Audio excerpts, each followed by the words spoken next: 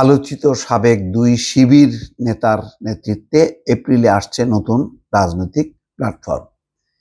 কি যে হচ্ছে দর্শক, আমি খুবই হতাশ, রীতিমতো হতাশ যে রাজনৈতিক দল একটা তামাশায় পরিণত হয়েছে। যে যার মতন মনে করলো আর রাজনৈতিক দল গঠন করলো। রাজনৈতিক দল গঠনের একটা প্রক্রিয়া লাগে, একটা লম্বা ইতিহাস লাগে, এটা চর্চার ব্যাপার থাকে। একটা ইস্যু হইলো মানে জুলাই আগস্টের গণঅভ্যুত্থান, রাজনৈতিক দল জনতা মিলে করলো। এখন এটাকে ক্যাপচার করার জন্য রাজনৈতিক দল গঠন হচ্ছে নিত্য নতুন। একটা অংশ জাতীয় নাগরিক পার্টি গঠন করলো, দেখলাম তার নেতা সার্জিস আলম হেলিকপ্টারে করলে মাগুরায় গেছে। এটা নিয়ে যখন সমালোচনা হচ্ছে তখন সে বলছে যে সিট খালি ছিল হেলিকপ্টারে। সিট খালি থাকলে সার্জিস আলম যাবে কেন, অন্য কেউ তো যেতে পারতো। আব্দুল নতুসাদ বললো যে বিমানবন্দরে সারাদিন দাঁড়ায় থাকলাম, কেউ বললো না যে সিট খালি আছে, আসেন ওঠেন। তো যাই হোক, এটা হাস্য রসে পরিণত হয়েছে। আর প্রশাসনও মনে করতেছে যে এরা বোধহয় না জানি কি, ফলে সরকারি দলের মতন এদেরকে ট্রিট করতেছে, তাদেরকে এই সমস্ত সুযোগ সুবিধাগুলো দিচ্ছে। এইগুলি আর যাই হোক না কেন, একটা শেখ হাসিনার পতন হয়েছে, পরিবর্তন হয়েছে, কিন্তু শিক্ষার একটা 12টা বাজায় দিচ্ছে। এখন ওই দাড়ি গোফ ঠিক মতন ওঠে নাই, তারাও মনে করে যে বাপ, আমি মন্ত্রী হব, আমি প্রাইম মিনিস্টার হব, আমি দেশ চালাবো। তাহলে পড়াশোনা করবে কে?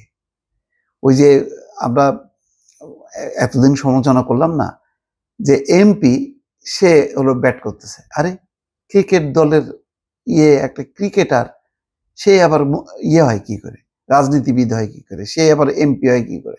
একজন এমপি খেলাধুলা করবে, সাকিব আল হাসান বেসরমের মতন খেলতেছে এমপি হয়ে। মাশরাফি দেখেন, এদের এরা কিন্তু এমপি হওয়ার পর এদের খেলার কিন্তু কোনো আর উন্নতি তো নাই, বরং ডুবতেছে। এবং অন্যান্য খেলোয়াড়দেরকে বলতেছে, এই যে দেখো আমাদের ক্যাপ্টেন এমপি হয়েছে, এই আমরাও কিন্তু আস্তে আস্তে এমপি হবো, যখনই নাকি আমরা তারকা হব। গেল শেষ হয়ে।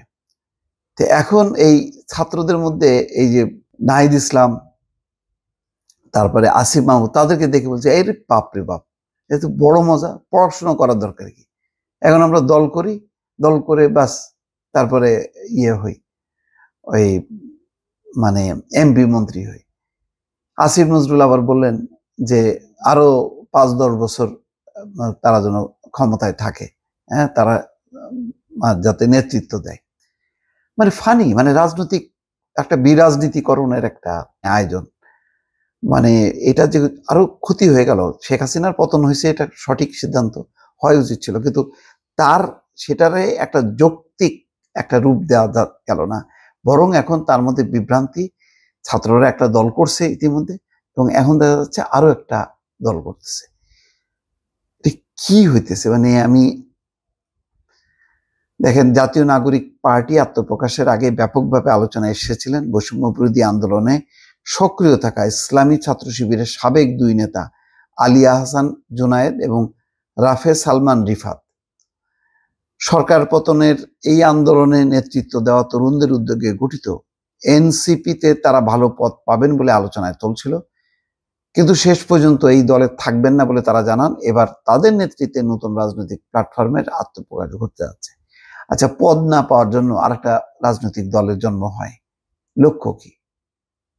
কি এমন আলাদা বাস্তবতা, কি এমন আদর্শ, কি এমন নীতি যেটা বিদ্যমান কোনো রাজনৈতিক দল সেটাকে ক্যারি করছে না? একটা রাজনৈতিক দল একটা নতুন ঘটনা, নতুন আদর্শ, নতুন চেতনার ভিত্তিতে সংগঠিত হয়। আমি পদ পেলাম না, আচ্ছা ঠিক আছে আমি আরেকটা করি, আচ্ছা তুমি পদ পাইতেছো না, তোমরা মিলে আরেকটা করো। এটা রাজনীতিকে একটা ফানি গেমে রূপান্তর করা হচ্ছে রীতিমতো। আগামী এপ্রিল মাসেই নতুন এই রাজনৈতিক প্ল্যাটফর্মের আত্মপ্রকাশ ঘটবে বলে আলী আহসান জুনায়েদ জানিয়েছেন। আর ভাই, সত্যি কথা বলতে সরি টু সে, এইসব নামও আমি আগে শুনি নাই। এরা শোনা তো কথা না, এরা তো ছাত্র। এরা এখন জাতীয় পর্যায়ে চলে আসছে। প্রথম আলো সহ কয়েকটা গণমাধ্যম দেখি প্রতিদিন তাদের খবরগুলো পাইলে সামনে নিয়ে চলে আসে। আস্তে আস্তে এরা গণমাধ্যমগুলো, মূলধারার গণমাধ্যমগুলো মানে আওয়ামী লীগ তো গেছেই, এখন বিএনপি, জামাত, বন্য যে প্রতিষ্ঠিত রাজনৈতিক দল, এইসব যে দল আছে, এটাই মনে হচ্ছে যে তারা আস্তে আস্তে পিছায় দিচ্ছে। তারাও মনে হচ্ছে চাচ্ছে যে এইরকম ছাত্রদের সব নতুন নতুন দল আসুক, এবং তাদেরকে তারা আগায় দিচ্ছে, ঠেলে দিচ্ছে। এর ফলে পুরো ছাত্রদের একটা মনোযোগটা পড়াশোনার থেকে রাজনীতি বলবো না, রাজনীতি তো ভালো, একটা ক্ষমতা চর্চা, পদ পদবি পাওয়া, ওই যে হেলিকপ্টারে উঠে চলে যাওয়া, এইগুলি ঠিক না, এগুলি ভাবা দরকার। এত বয়স্ক সব লোকজন নিয়ে একটা উপদেষ্টা পরিষদ, এই বয়স্ক মানুষগুলো মানে তারা কি ভাবছে? ব্রিগেডিয়ার সাখাওয়াত কত কথাবার্তা বলতো যখন নাকি তিনি ছিলেন না উপদেষ্টা, এখন তিনি ভিতরে ঢুকে চুপ হয়ে গেছে, মাঝে মধ্যে বলেন কিন্তু নিয়মিত বলেন না। এটা তো ওনারও একটা কথাবার্তার দাম ছিল। আরো অনেক বিদ্বান লোকজন আছে, ওয়াহিদুদ্দিন মাহমুদ সহ আরো কয়েকজন আছে, ওনাদের একটু কথা বলতে হবে রে ভাই। এখন এই যে নতুন নতুন দল করার নামে কি চলতেছে, এই ছাত্ররাদের যদি এতগুলো দল থাকে, তাহলে তো আর ছাত্ররা পড়াশোনা করবে না, শিক্ষকদেরকে মানবে না। মানে অল্প কিছু মানুষের জন্য পুরা মানে শিক্ষাটাই একটা চ্যালেঞ্জের মুখে পড়ে যাচ্ছে। এটা বলতেছে যে দেখেন তারা কি বলতেছে, এই দুই নেতা এখন একটা দল করবে, বলছে গণ অভ্যুত্থানের আকাঙ্ক্ষার জায়গাটা দুর্বল হয়ে যাচ্ছে, সেটাকে বাঁচিয়ে রাখতেই তাদের নতুন প্ল্যাটফর্ম প্রেসার গ্রুপ হিসেবে কাজ করবে। আওয়ামী লীগকে নিষিদ্ধ করা সহ বিভিন্ন দাবি নিয়ে মাঠে থাকবেন তারা। মানে আওয়ামী লীগকে বিরোধিতা করতে পারলেই হবে একটা সাচ্চা মানে দল, এরকম একটা ভাব নিয়ে প্রথমেই আসে আওয়ামী লীগকে নিষিদ্ধ করতে হবে, আওয়ামী লীগকে ফাঁসি দিতে হবে, আওয়ামী লীগকে নিশ্চিহ্ন করতে হবে।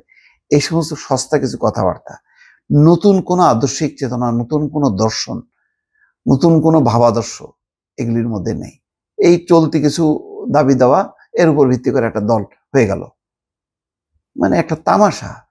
সরি টু সে, একটু ক্ষোভ প্রকাশ করে বললাম। আমি জানি না, হয়তো আমার সাথে আপনারা একমত হইতেও পারেন, নাও পারেন, কিন্তু আমার কাছে বিষয়গুলো ভালো লাগছে না। এটাই আমি স্বাধীনভাবে আপনাদের কাছে ব্যক্ত করলাম। দর্শক ভালো থাকবেন, আল্লাহ হাফেজ।